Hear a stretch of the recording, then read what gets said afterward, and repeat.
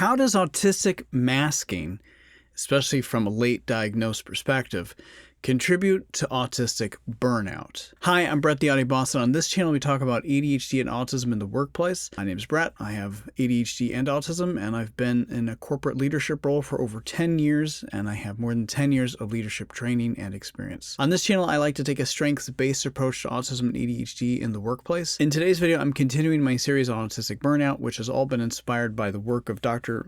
Anna Neff, who's written the book the Autistic Burnout Workbook. You can see my earlier interview with them, how this book came together, and all the different ideas within that book. I got my copy this week, and I was pretty excited to sit down and immediately start reading it. And the chapter on masking, they talk specifically about how masking can be a significant contributor to burnout, especially for those of us who are late diagnosed. Masking was, for me, the big aha moment. Masking was the thing that when I understood what masking was, especially for high masking late diagnosed, that was my aha moment. That was my, oh my God, I now know I'm autistic. That was my way in to help me understand everything and everything about my autism. I've been spending all of those years since slowly going through the unmasking process. I'm going to be recapping some of the things that they talk about in the chapter about masking, and I'm going to include some areas where I have found my way into the unmasking journey, but also really getting to the nuance of what Dr. Neff calls the double-edged sword of masking. Masking essentially is a skill that we learn pretty early on, whether unconscious or consciously, but for most of us, especially for those of us late diagnosed, it's quite unconsciously, of suppressing autistic traits, mannerisms, or just all those things that essentially make us autistic. Masking can include things like just traits like mimicking other people's behavior, maybe because somebody made us feel shameful, maybe somebody made us feel bad, or we quickly realize that we have to suppress or mask or hide these things when we're out in neurotypical spaces or out in the world. And we do this because it's a safety thing. We're doing this to protect ourselves. We're trying to protect our identity. We're trying to protect our psyche. We're trying to protect our mental health. And we start to do this over years and years and years, especially when we don't know what autism is. We don't understand autism. We don't understand what those things are. Before we find out what our diagnosis is, that starts to build up over years. And what Dr. Neff writes about, that buildup, and that can lead to sort of a dam being built up that will eventually burst because you're not having that self-soothing. You're not able to be your real self. You're not able to be the person that you need to be that more authentic version of yourself. And it can lead to intense overwhelm, or it can very much lead to specifically burnout. So many people can mask. Masking, as I mentioned, is hiding parts of yourselves, hiding your identity, hiding your true self. This is pretty common one for me, studying other people around me and imitating. This is something that I used to call studying to be human. And this started really young for me. Like, I would watch television shows, sitcoms, old TV shows, and things like that. And I would start to learn different behaviors from television shows and pop culture and think, oh, that's how I'm supposed to respond to that social situation, or that's how I'm supposed to be in that moment or in that moment. I would get a lot of that from television and pop culture and things that I would read. Observe different people. When I would observe other kids at school and other adults, I would start to pick up on different things. If I found somebody that I liked, be it on television, a celebrity or an author or somebody who I just met in the world, I would pick up on different traits, and I would see things that they would do, maybe a mannerism, or how they would carry themselves, or how they would think, or how they would speak, or all these different things. And in the back of my mind, I would be creating kind of like a character menu. And then I just kind of keep building up all these different things. Sometimes they stuck, sometimes they became a part of my personality, but many times they would sort of phase out when I wasn't around that person anymore. They would just sort of go away. Things that would include like having accents. Like when I went to the UK, I would suddenly start to develop a strong British accent. I couldn't turn it off, and I had this weird American British accent that was not intentional. It just sort of stuck and sort of was there. It's not always appropriate, but it's like a thing that just sort of happens in terms of that mimicking and masking behavior. This can also come across as studying body language, trying to anticipate and trying to figure out what's happening within somebody, or within a room or a social situation, or in a place that you're in where you're trying to study and figure things out. Anytime I would find myself in sort of a new social situation or a new work situation or a new situation with new people that I didn't know, a lot of times what I do is I actually go very quiet for the first chunk of time that I'm there. And what I'm trying to do when I go quiet is I'm studying the room around me. I'm studying all the people. I'm studying what's working and what's not working. How's the dynamic? How are people acting? Who's being comfortable? Who's letting loose? Who's keeping their guard up? All these different things so that I can figure out, where do I fit in here? Where should I unmask? How much can I mask? How much do I do this or do that? How much do I share? How much do I keep to myself? What's the safety zone here? And sometimes it takes a number of years to get comfortable or to settle in or to find out, okay, I can unmask a little bit here and I can kind of do a little bit of this. This sort of goes right into the next one of rehearsing conversations or scripting or doing all these different things where you sort of prepare for different things. Maybe you prepare sound bites or stories or things that you're comfortable to talk about. What are the safe topics? How you're going to prepare for these things. Maybe doing different things in the mirror where you practice things or you practice conversations in your head, you practice conversations out loud. But also we can find ourselves doing assimilation where we're not only watching that behavior, but we're trying to adapt our personality. That's where that chameleon-like style of masking comes in, where we can assimilate to any situation, any need, any place that we're in. And I have assimilated for years. I used to say in high school and in junior high that I was sort of that middle person where whatever group I was in, I could kind of fit into that group and I could kind of adapt. Another way that masking kind of comes through is we will almost overcompensate in helping someone else have accommodations or helping someone else. Maybe we might fawn, maybe we might do a little bit more for other people at the sake of our own needs and our own accommodations, where we kind of suppress those needs, we suppress those things that we need, or maybe we sit with more uncomfortable positions or feelings or things and we don't have our needs met because we're so busy or so consumed by doing that for other people.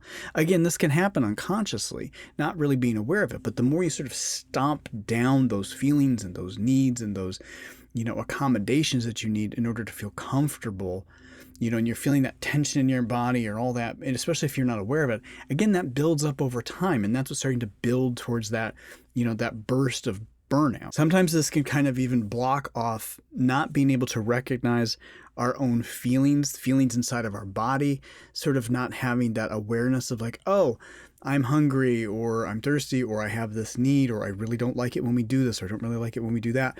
You can kind of, those needs and those feelings within you can sometimes be covered up by masking because you're not tuning into those feelings. And I've noticed that the more I unmask, the more in tune with my feelings I am now, and the more in tune I am with things that I like and I don't like. One exercise that we do when we go through the unmasking process, which I'll talk about in a second, is sitting with yourself and figuring out, what do I like? What brings me joy? What is pleasurable? What's fun? What's play? What are these different things for me? And how can I lean into those things so that I can start to unmask more? So all of these things are survival techniques. All of these things are ways that we protect ourselves.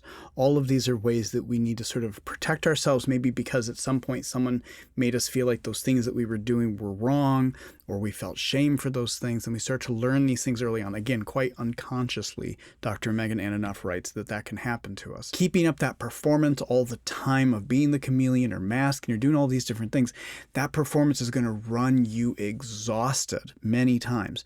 And so you need also recovery time for these things, but also there are tricks and techniques that Dr. Neff writes about that you can kind of prepare for situations when you know you have to do these things. So what does it mean to find your way to your true self? So this is a concept that Dr. Neff writes about in the Autistic Burnout Workbook. It's also something that's talked about in the book Adult Children of Emotionally Immature Parents, where Dr. Lindsay Gibson talks about the true self always finds its way, that there's a role self, which I have connected to being masked, where you put on this perspective of the role self for so many years to try to help other people to sort of be the role that you feel you have to be, that eventually the role self can't take it anymore.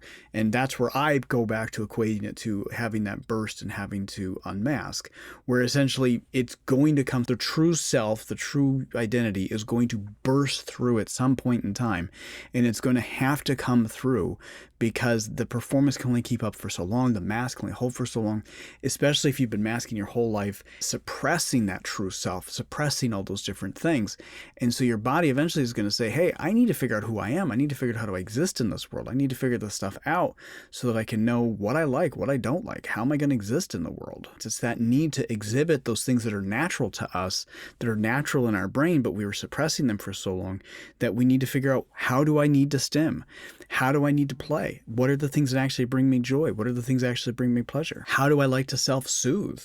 How do I need to take rest?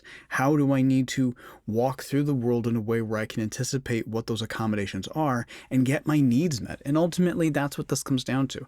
Identifying what your needs are and how you need to get your needs met. And the more I figure that out for myself, the more I go through that journey of unmasking. I identify what my needs are and I look for ways to have those needs met, and that continues to help me to unmask. One way that I found this out was that I came out very late in life, sort of coming out in my late 30s, my mid to late 30s, as opposed to coming out at a normal time when most people come out in their teenage years or their more adolescent years.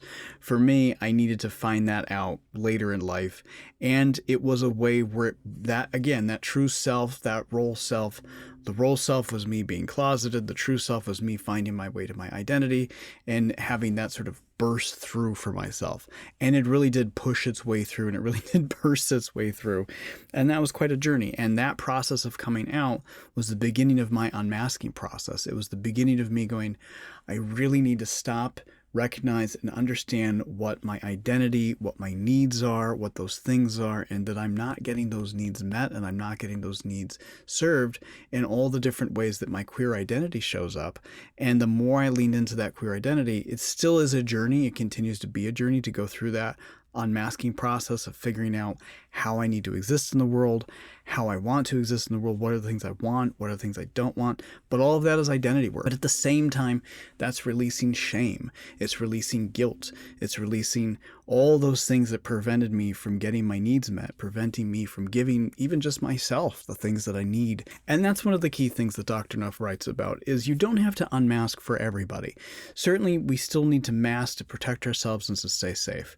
But there are exercises in this book, the Autistic Burnout Workbook, where you can do specific unmasking exercises just for yourself. How can I sit alone in my room or in a space that I'm comfortable with, where I can figure out what are the things that I do like, what are the things that I don't like, what are my self-soothing techniques, what are the different things that I need to start to slowly unmask for myself. And there are times where it becomes quite emotional because I become quite overcome with surges of emotions, because as I start to give myself those accommodations and I start to discover those things that I like to do or I want to do, be it play, be it self-soothing, be it things that bring me joy, it's ticking off this box of not having those needs met previously, and then sort of this overwhelming emotion of joy that can be quite emotional because I'm finally getting those needs met after too many years of not having those needs met. A lot of times when we're sitting there, especially when we're doing this unconsciously and maybe even before a diagnosis, where we might be able to start to feel a lot of self-doubt, or we might just start to feel bad about ourselves, or like,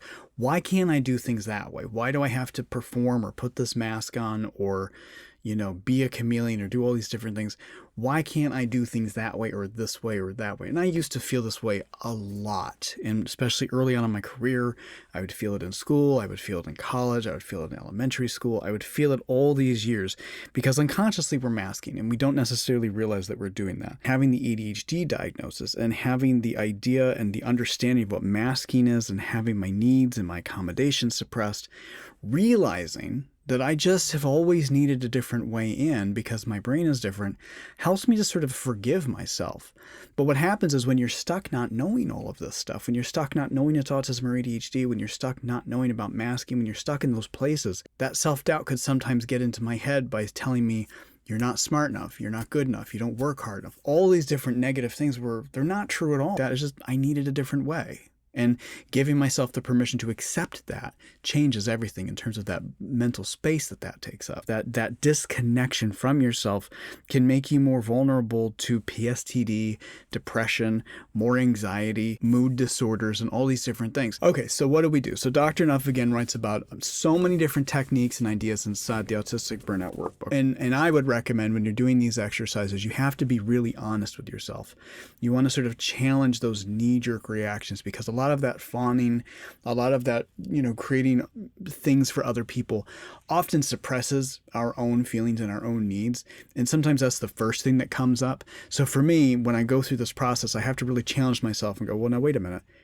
Is that something that I'm actually feeling, or is that something that I feel because I'm trying to do that for somebody else? For me specifically, when I go through these exercises, I like to talk to myself. I like to talk out loud. I like to do it completely alone.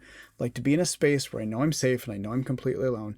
But I want to talk to myself because I'm a verbal processor. So I like to get all this stuff out. So one of the key things to doing this, Dr. Neff writes, is that you need to develop what is called interoceptive awareness. This is where you're getting more aware of your body signals, doing body scans and having awareness of the feelings that happen inside of you. Dr. Neff writes that you can start this process by doing some really simple techniques, like taking a warm glass of a beverage or a cold glass of something and just holding that in your hands and recognizing the feeling of, oh, the glass is cold, the glass is warm. My fingers are feeling that. I have that sensation inside of me, just sort of tuning into small things like that. You can do things like body scans where you start sort of the sensation of feeling your toes, then your feet, then your ankles, then your legs, right up to your shoulders and your muscles and your hands and your head and your hair and everything. Can you feel those things? Another technique that Dr. Neff writes about is, can you focus on your heartbeat, getting used to hearing and feeling the sensation of your heartbeat. Now, I will say for me, that particular one drives me a little crazy because sometimes I can't stop thinking and feeling my heartbeat, and I can get a little hyper-focused on that.